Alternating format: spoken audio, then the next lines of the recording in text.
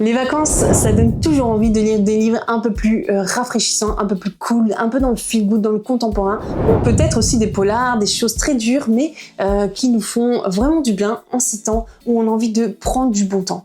Je vous propose une petite sélection de bouquins, mais ici qui sont un peu plus feel-good, contemporains, et qui font vraiment penser à l'été. Vous verrez par la couleur de leur couverture. C'est parti pour le premier livre. Ainsi gèlent les bulles de savon de Marie Varenne. Pourquoi pas lire L'île des oubliés de Victoria Hislop et partir un peu en Europe vers la Grèce. On a aussi Julien Sandrel et Merci Gratis Thank You, où on va partir un peu en voyage avec une vieille dame et sa petite fille. On a aussi Camping-car, parce que souvent il y en a qui aiment bien partir en vacances avec des camping-cars, faire du camping et vraiment partager ces moments avec d'autres personnes autour d'eux. On a Sophie Kinsella et Nuit de noces à Econos. Alors pareil, ça fait un peu penser à l'été, aux endroits où il fait toujours beau, toujours chaud. Comme dans un roman d'été de Emily Henry, avec deux écrivains qui vont se rencontrer, mais qui vont avoir quelques atomes crochus. Hier encore, c'était l'été de Julie de Lestrange aux éditions Le Poche. Un livre qui a fait beaucoup parler de lui.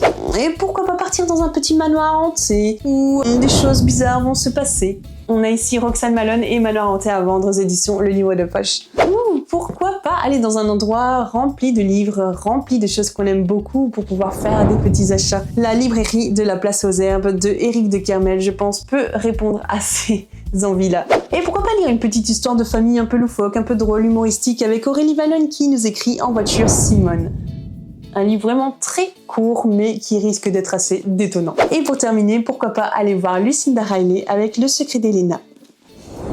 Une fiction historique qui va certainement être encore émouvante. Bref, je pense qu'avec toute cette série, vous avez le choix. Vous pouvez avoir quelques idées lecture pour cet été si jamais vous ne savez pas quoi lire. Allez, c'est parti, je m'en vais lire. À très bientôt, c'était les mots d'art.